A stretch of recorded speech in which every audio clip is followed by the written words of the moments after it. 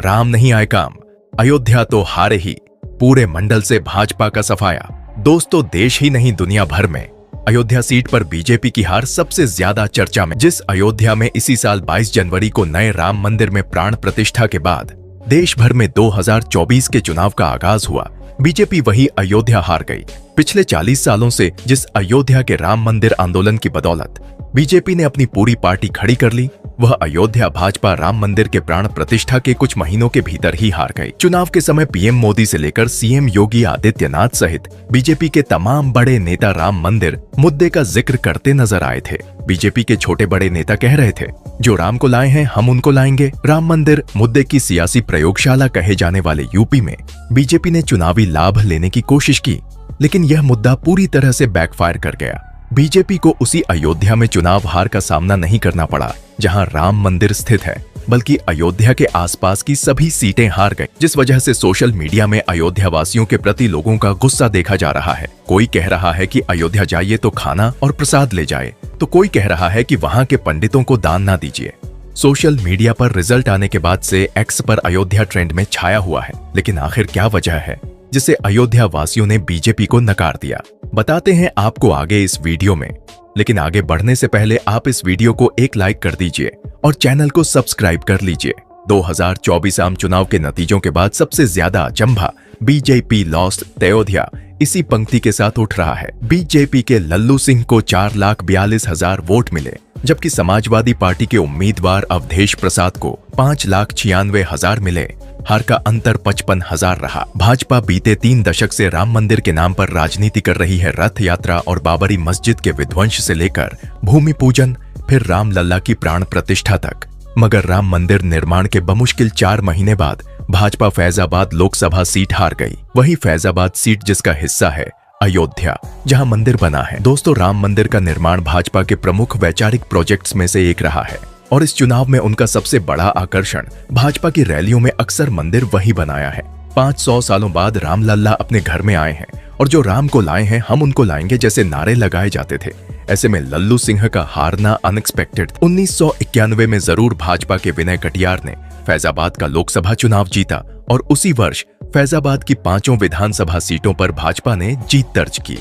इसके बाद से भाजपा यहां कभी जीतती तो कभी हारती। बाबरी मस्जिद ढहने के 4 वर्ष बाद हुए लोकसभा चुनाव में विनय कटियार 1996 में फिर से चुनाव जीत गए, मगर 1998 में जब फिर से राम मंदिर के नाम पर भाजपा लोकसभा चुनाव में उतरी, तब वही विनय कटियार हैट्रिक लगाने से चूक गए। सपा के मित्रसेन यादव से वे लोकसभा सीट हार गए। 6 दिसंबर 1992 को बाबरी मस्जिद को ढाया गया तो प्रधानमंत्री पीवी नरसिंह राव ने उत्तर प्रदेश की कल्याण सिंह सरकार को तो बर्खास्त किया ही, साथ में सभी भाजपा शासित राज्य सरकारों को भी गिरा दिया गया। राम जन्मभूमि मुक्त कराने को लेकर पूरा देश भले उद्वेलित रहा हो, लेकिन फैजाबाद शांत रहा। वहां न कोई सांप्रदायिक तनाव रहा, न हिंदू मुस्लिम में कोई दुराव रहा। 1994 में हुए विधानसभा चुनाव में भाजपा अयोध्या को छोड़कर शेष 4 विधानसभा सीटें हार गईं। अयोध्या के लोगों ने राम के नाम पर कभी कोई विचलन नहीं प्रदर्शित किया। लल्लू सिंह पहली बार 2014 में यहां से सांसद चुने गए थे, फिर 2019 में इस बार उनका मुकाबला अवधेश प्रसाद के साथ था। 9 बार के विधायक और सपा के प्रमुख दलित चेहरों में से एक है। दशकों तक चले खूनी विवाद के बाद सुप्रीम कोर्ट के आदेश पर राम मंदिर बन तो गया। भाजपा ने काफी प्रचार भी किया, लेकिन राजनीतिक ऑब्जर्वर्स का कहना है कि राम मंदिर बहुत बड़ा मुद्दा बन नहीं पाया। स्थानीय लोगों के बकौल कई मीडिया रिपोर्ट्स में छपा है कि राम मंदिर की भव्यता से भले ही बाहरी लोग लालायित हों, लोकल्स वहां हो रही असुविधा से नाखुश थे। इंडियन एक्सप्रेस के धीरज मिश्रा ने लोकल्स के हवाले से लिखा है कि सीट और इलाके में स्थानीय मुद्दे भी चर्चा में थे। अयोध्या के कई गांव मंदिर और एयरपोर्ट के आसपास हो रहे भूमि अधिग्रहण से नाराज हैं। शहर में 14 किलोमीटर लंबा राम पथ बनाया गया है। भक्ति पथ और राम जन्म भूमि पथ भी तो जाहिर है। इसकी जद में आने वाले घर और दुकानें तोड़ी गईं, मगर मुआवजा सबको नहीं मिल पाया। मुआवजा केवल उन्हें मिला है जिसके पास कागज थे।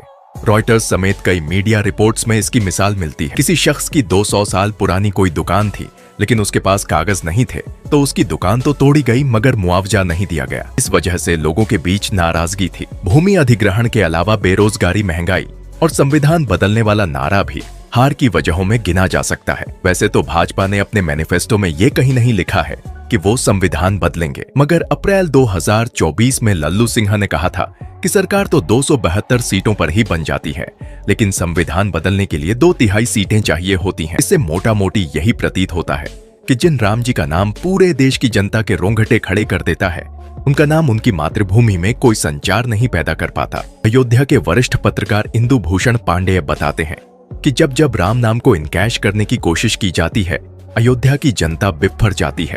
राम जी के प्रति अयोध्या में आत्मीयता है, पर जब भी उनका राजनीतिक इस्तेमाल हुआ, मतदाता नाराज हो जाता है। सिर्फ राम के नाम पर कोई चुनाव नहीं जीता जा सकता। सच ये है कि राम नाम का सहारा लेकर चुनाव लड़ने वाले विनय कटियार और लल्लू सिंह हैट्रिक नहीं लगा पाए। जनता के अपने दुख दर्द होते हैं, उन्हें समझने की कोशिश नहीं की जाएगी तो जनता यूं ही भाजपा से छिटकती रही। लल्लू सिंह 2 बार लगातार जीते, किंतु वे निराकार चेहरे वाले जनप्रतिनिधि थे, इसीलिए हारे। फिर जाति भी एक बड़ा फैक्टर है, मनी कंट्रोल। राजनीतिक विश्लेषक प्रीतम श्रीवास्तव का कहना है कि बसपा का मूल वोटर बिखर गया। साफ है कि दलितों ने इस बार इंडिया ब्लैक के पक्ष में वोट डाला है। सूबे में तो ये शिफ्ट दिखा ही, अयोध्या में भी बसपा के वोट का एक बड़ा हिस्सा सपा को ट्रांसफर हुआ है, क्योंकि अवधेश प्रसाद दलित नेता है। भाजपा समर्थकों का पुराना नारा है, अयोध्या तो बस झांकी है, काशी मथुरा अभी बाकी है। अवधेश प्रसाद के समर्थकों ने इससे इतर एक नारा दिया, न मथुरा न काशी, अब की बार अवधेश पासी। इंडिया टुडे के कुमार अभिषेक के इनपुट्स के मुताबिक अयोध्या में ओबीसी मतदाताओं की संख्या सबसे ज्यादा है, करीब 22%। इसमें कुर्मी और यादव सबसे ज्यादा हैं, वहीं दलित 21% हैं और दलितों में भी पासी समुदाय के मतदाता सबसे ज्यादा हैं। करीब 2.5 लाख मुस्लिम मतदाता भी करीब 18% हैं। 1957 के बाद ये पहली बार है कि फैजाबाद की जनता ने एक अनुसूचित जाति के प्रतिनिधि को संसद भेजा है। इस हार की सबसे बड़ी वजह यहाँ के जातीय समीकरण बने। इस बार ओबीसी वोटरों का एक साथ आना, इसके अलावा दलित वोटरों का इस सामान्य सीट पर दलित कैंडिडेट को जिताने का जुनून और मुस्लिम यादव वोटरों का एक मुश्त सपा का समर्थन बीजेपी की हार का कारण बना। भी इस हार के कारणों को तलाशा जा रहा है। कोई इसे भाजपा के ओबीसी और दलितों के छिटकने की हार बता रहा है, कोई इसे अखिलेश का सॉलिड जातीय समीकरण साधने को वजह मान रहा है, कोई इसे बीजेपी के भीतर दिल्ली और लखनऊ के तनाव से जोड़कर देख रहा है। अयोध्या की हार सिर्फ बीजेपी ही नहीं, बल्कि देश भर के भाजपा समर्थकों, हिंदुत्ववादी सोच के लोगों के लिए एक सदमे जैसा। यूं तो फैजाबाद समाजवादी पार्टी के सबसे तगड़े समीकरण के सीटों में से एक है, लेकिन इस बार संविधान बदलने का जो माहौल, जो नैरेटिव पिछले कुछ दिनों में तैयार हुआ, उसकी पृष्ठभूमि में अयोध्या और उसके सांसद लल्लू सिंह थे। जब बीजेपी ने 400 पर का नारा दिया तो लालू सिंह ही वह पहले नेता थे जिन्होंने अयोध्या में यह कहा कि 400 सीट बीजेपी को संविधान बदलने के लिए चाहिए, और उसके बाद तो संविधान बदल देने का मुद्दा ऐसा जोर पकड़ा कि बीजेपी पूरे चुनाव में इस पर सफाई देती रही और इस नैरेटिव का जवाब देती घूमती रही। तो कुल जमा अयोध्या में भाजपा के हारने की केवल एक वजह नहीं है। भाजपा से ओबीसी और दलितों का अलगाव, अखिलेश यादव का पीडीएफ फार्मूला, जमीन का मुआवजा न मिलने और लल्लू सिंह के व्यवहार से स्थानीय लोगों में नाराजगी, इन कारणों के जरिए भाजपा ये सीट जीत नहीं पाई। बाकी आपको क्या लगता है, हमें अपनी राय कमेंट बॉक्स में जरूर बताएं। साथ ही वीडियो को लाइक करें, शेयर करें और चैनल को सब्सक्राइब करके बेल आइकन को प्रेस करना ना भूलें।